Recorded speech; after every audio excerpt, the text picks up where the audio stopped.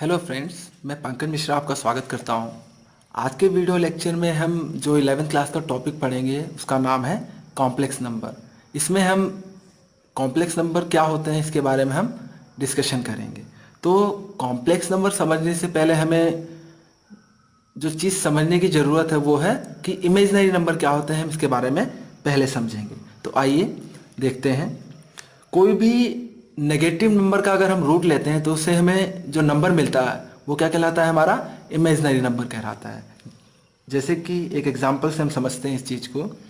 मेरे पास मान लो मैं रूट ऑफ -2 का मतलब -2 नंबर का रूट लेता हूँ, तो उससे हम एक बार तो कंफ्यूज हो जाते हैं क्योंकि हमने कभी भी आज तक किसी भी नेगेटिव नंबर का रूट नहीं निकाला है। 10th क्लास में जब भी किसी नेगेटिव नंबर का रूट कभी आता था तो टीचर्स हमारे कहते थे कि हम नेगेटिव नंबर के रूट्स अभी नहीं निकालेंगे, ये बड़ी क्लास में हम पढ़ेंगे, आपके कोर्स में नहीं है। तो यहाँ जब हम रूट ऑफ -2 का रूट लेते हैं तो इसको मैं लिख सकता हूँ root of 2 into root of -1। हम इसको इस तरह से भी लिख सकते हैं। तो यहाँ पर जो रूट ऑफ -1 आया, यहाँ पर रूट ऑफ -1 जो है आपका, ये आपका इमेजिनरी नंबर है। क्या है? Imaginary number. तो मैं इसको रिप्रेजेंट करता हूँ आयोटा से। इसका ये सिंपल होता है आयोटा। तो रूट ऑफ -2 को क्या लिखा जा सकता है? √2, और रूट ऑफ माइनस को मैं लिखूंगा आयोटा। तो ये आपका जो √2 आयोटा है ये क्या है? इमेजिनरी नंबर है। और अगर आगे दूसरे एग्जांपल्स देखें तो अगर मैं रूट ऑफ -5 लिखना चाहूँ तो इसी तरह रूट ऑफ -5 को क्या लिखा जा सकता है?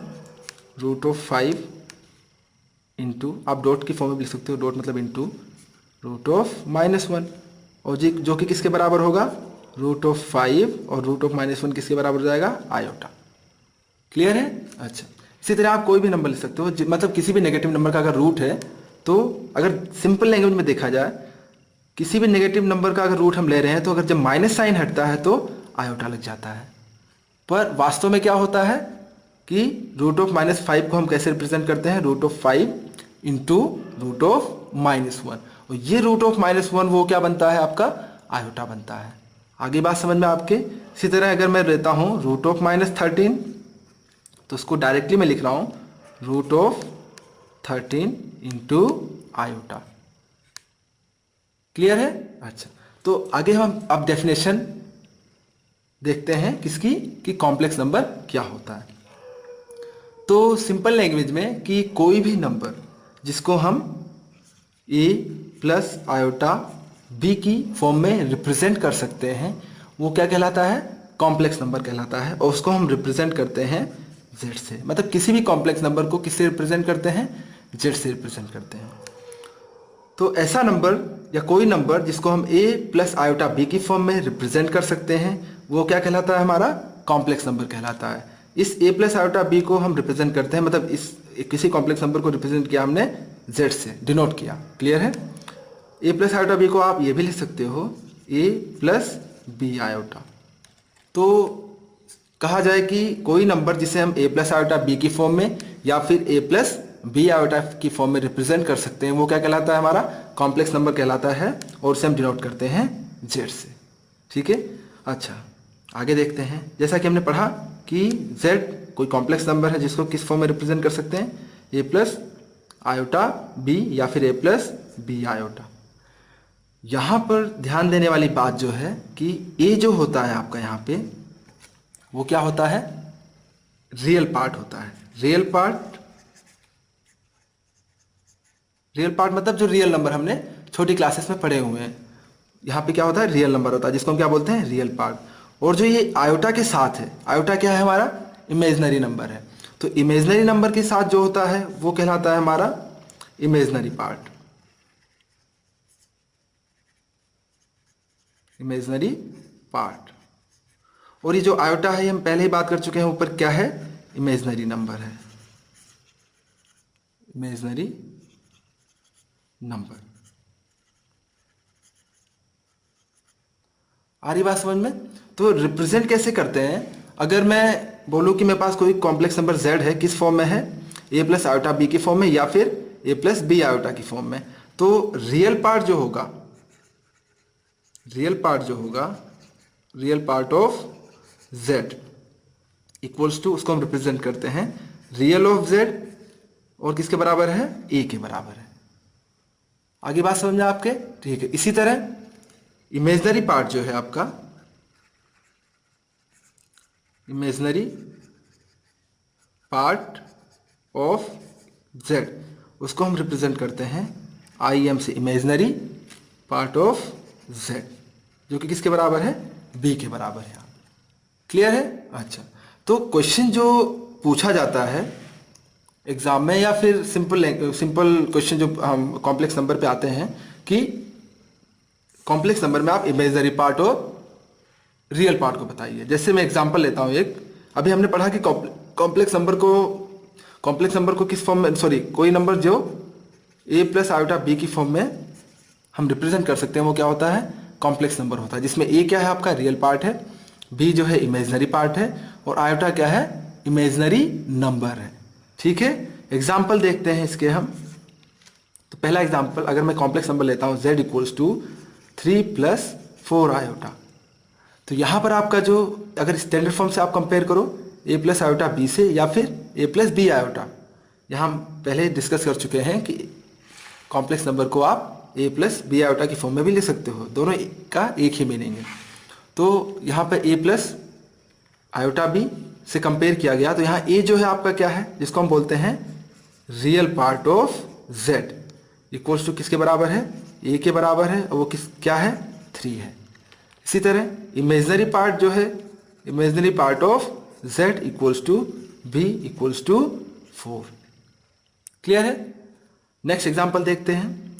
अगर z इक्वल्स टू मेरे पास है -1 - 4 आयोटा, तो स्टैंडर्ड फॉर्म से कंपेयर करो, इसको आप ऐसा भी लिख सकते हो, -1 प्लस ब्रैकेट में -4 इंटू आयोटा। ठीक है, तो यहाँ पे रियल पार्ट आपका क्या है, real part of z equals to a equals to -1, और इमेजनरी पार्ट है आपका, imaginary part of z equals to b equals to, compare करो तो यहाँ पे b का काम कौन कर रहा है, -4 कर रहा है, तो b इक्वल्स टू क्या हो गया, -4। ठीक है, मतलब जो इमेजनरी नंबर के साथ होता है वो आपका क्या होता है, इमेजनरी पार्ट होता है, बाकी क्या है, रियल पार्ट है। क्लियर है? ओके, तो आगे चलते हैं।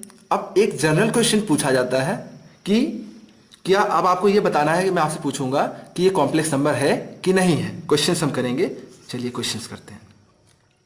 मैंने बोला कि क्या -1 + 5 आयोटा आपका कॉम्प्लेक्स नंबर है, तो आप बोलोगे कि हाँ, ये a प्लस b आयोटा की फॉर्म में रिप्रेजेंट कर सकते हैं हम इसको, या है पहले से, तो ये कॉम्प्लेक्स नंबर है। ठीक है, आप बिल्कुल सही हैं।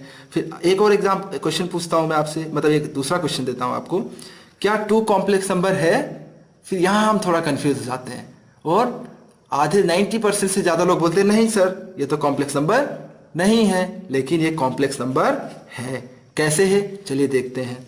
तो मैं 2 को रिप्रेजेंट कर सकता हूं, कैसे लिख सकता हूं 2 को, 2 जो हमारा रियल नंबर है, तो रियल नंबर यहाँ पे है, इसका मतलब इसका इमेजनरी पार्ट क्या है, 0 है, तो ही यहाँ पे नहीं है, तो इसको लिखा जा सकता है 2 को 2 प्लस, अब इमेजनरी पार्ट 0 है, इसका मतलब इसको लिखा 0 इंटू आयोटा। 0 इंटू आयोटा क्या बन जाता है, 0, और हमारे पास क्या बचता है, 2 बचता है। तो यहाँ पर मैंने 2 को किस फॉर्म में रिप्रेजेंट कर दिया, a प्लस b आयोटा, इसलिए ये क्या हो गया, कॉम्प्लेक्स नंबर है। इसी तरह आप 3, 4, 5, 6 डॉट डॉट डॉट, मतलब कोई भी रियल नंबर हो उसको आप a प्लस आयोटा b की फॉर्म में, या a प्लस b आयोटा की फॉर्म में रिप्रेजेंट कर सकते हैं। इससे ये कंक्लूजन क्या, मतलब क्या कंक्लूजन निकला, कि कोई भी रियल नंबर को हम a प्लस आयोटा b की फॉर्म में रिप्रेजेंट कर सकते हैं, इसलिए सारे के सारे रियल नंबर क्या है, कॉम्प्लेक्स नंबर है। आगे बात आपको समझ में, चलो इसी तरह और एग्जांपल लेते हैं। अगर मैं पूछता हूं कि आपका क्या 2 आयोटा कॉम्प्लेक्स नंबर है, तो आप फिर कंफ्यूज हो जाएंगे, बोलेंगे ये तो a प्लस आयोटा b की फॉर्म में नहीं है, तो ये कॉम्प्लेक्स नंबर नहीं होगा, लेकिन ये कॉम्प्लेक्स नंबर है। कैसे है, चलिए देखते हैं। हम 2 आयोटा को लिख सकते हैं, यहाँ पे देखिए, आयोटा जो है इमेजनरी नंबर है, तो इमेजनरी नंबर के साथ क्या होता है, हमेशा इमेजनरी पार्ट होता है, तो इमेजनरी पार्ट यहाँ पे है, पर रियल पार्ट नहीं है, इसका मतलब वो क्या है, ज़ीरो है। तो हम हमेशा रियल पार्ट को पहले लिखते हैं, तो यहाँ ज़ीरो आपका रियल पार्ट है। सॉरी, आपको हो सकता है दिख ना रहा हो, चलिए यहाँ लिख लेता हूँ मैं इस चीज़ को, इस जगह यहाँ लिख रहा हूँ मैं। तो 2 आयोटा जो है उसको मैं लिख सकता हूँ 0 प्लस 2 आयोटा। तो हमने इसको रिप्रेजेंट कर दिया किस फॉर्म में, a प्लस बी आयोटा की फॉर्म में। इसका मतलब ये क्या है, कॉम्प्लेक्स नंबर है। आगे बात आपके समझ में। चलिए इसी तरह मैं पूछता हूँ आपसे, क्या रूट ऑफ -3 कॉम्प्लेक्स नंबर है? तो आप बोलोगे हाँ बिल्कुल है। कैसे है? क्योंकि सर हम रूट -3 को लिख सकते हैं रूट ऑफ 3 आयोटा, और रूट ऑफ 3 आयोटा को लिख सकते हैं 0 प्लस रूट 3 आयोटा, इसलिए ये कॉम्प्लेक्स नंबर है। क्लियर है? ओके। तो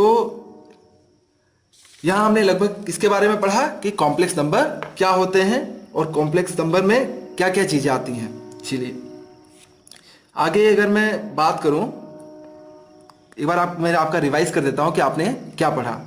तो यहां पर देखा जाए तो कि कॉम्प्लेक्स नंबर क्या होता है, तो कोई नंबर जिसको हम a प्लस आयोटा बी की फॉर्म में या फिर a प्लस बी आयोटा की फॉर्म में रिप्रेजेंट करते हैं या कर सकते हैं, वो क्या कहलाते हैं, सारे के सारे कॉम्प्लेक्स नंबर कहलाते हैं। जिसमें a क्या है, रियल पार्ट, b क्या है, इमेजिनरी पार्ट। ठीक है।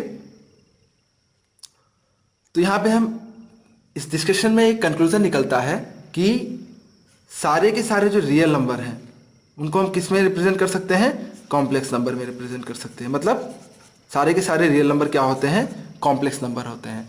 और कॉम्प्लेक्स नंबर के सेट को हम रिप्रेजेंट करते हैं सी से। क्लियर है? तो सारे के सारे कॉम्प्लेक्स नंबर के सेट का रिप्रेजेंटेशन क्या होगा, सी होगा। आ रही बात आपके समझ में? तो सी क्या है, set of all complex number. Clear है? ठीक है। तो फाइनल कंक्लूजन निकला कि सारे के सारे रियल नंबर क्या होते हैं, कॉम्प्लेक्स नंबर होते हैं। ये क्या है, ट्रू है। लेकिन सारे के सारे कॉम्प्लेक्स नंबर रियल नंबर नहीं होते हैं। आगे आपकी बात समझ में?